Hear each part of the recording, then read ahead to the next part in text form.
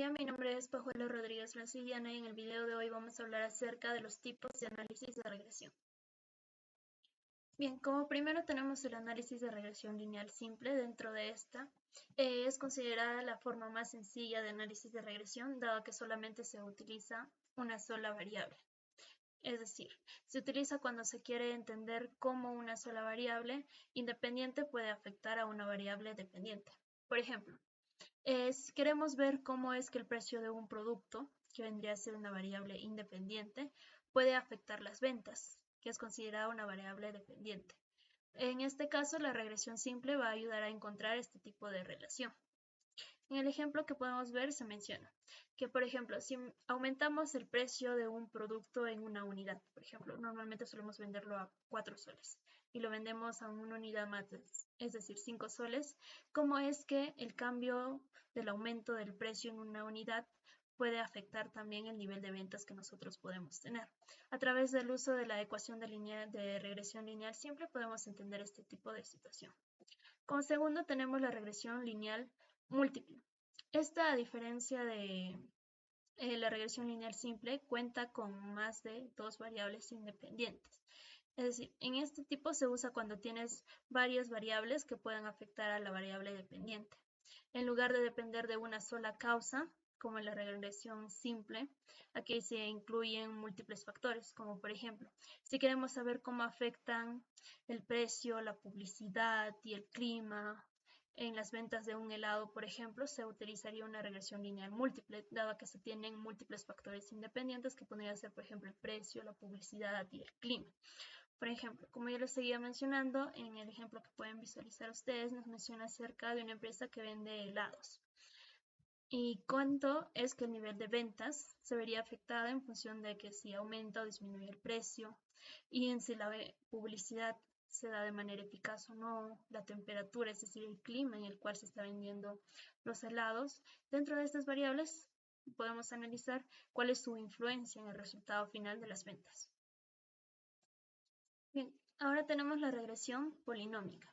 Dentro de este tipo de regresión se habla de esta cuando los datos no se ajustan a una línea recta, al igual que en los anteriores casos de regresión lineal y regresión múltiple.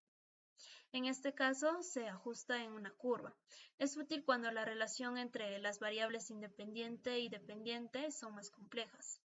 En lugar de tener una línea recta que relacione la dependiente y la independiente, se puede obtener una forma más curvada, como ya lo mencioné. Por ejemplo, imaginemos que la demanda de un producto aumenta rápidamente. Esto se puede dar a medida que baja el precio. Normalmente conocemos la teoría de la oferta y la demanda, que cuando el precio baja, pues la demanda tiende a aumentar, ¿verdad? Este vendría a ser el caso en este ejemplo. Pero después de cierto punto comienza a bajar aunque se siga reduciendo el precio.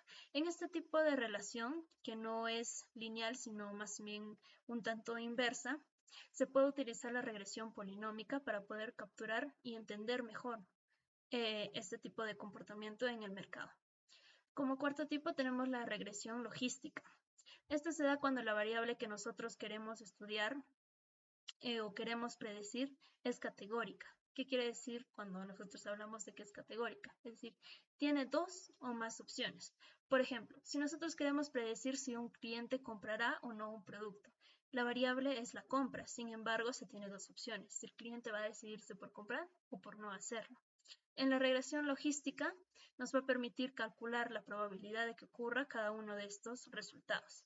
Por ejemplo, imaginemos que estamos analizando si un cliente que ha entrado, por ejemplo, a una tienda de seguros de vida, por ejemplo, puede ser diferentes tiendas que existen, vamos a analizar si esta va a comprar o no el seguro de vida. Dentro de esta podemos analizar factores como la edad, el ingreso que éste percibe, el estado civil, que pueden influir de algún modo en la decisión de compra.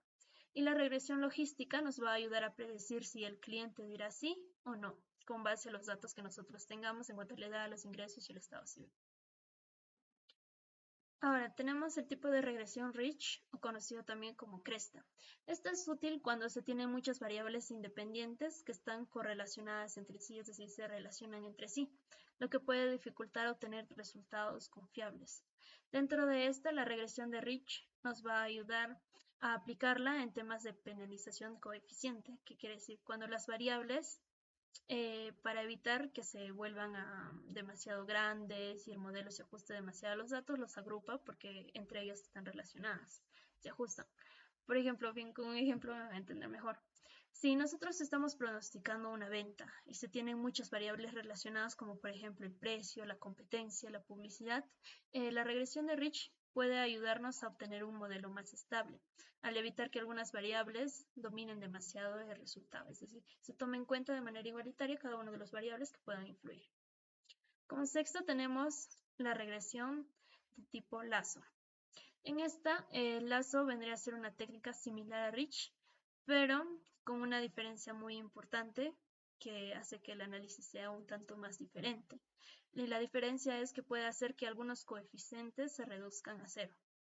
¿Qué quiere decir?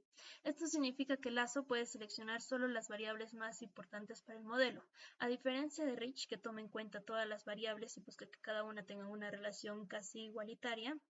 En el tema de lazo, incluso no selecciona todas las variables que se puedan tener en cuenta, sino que selecciona solamente las más importantes, descartando aquellas que no puedan tener un impacto significativo para el resultado que nosotros buscamos obtener.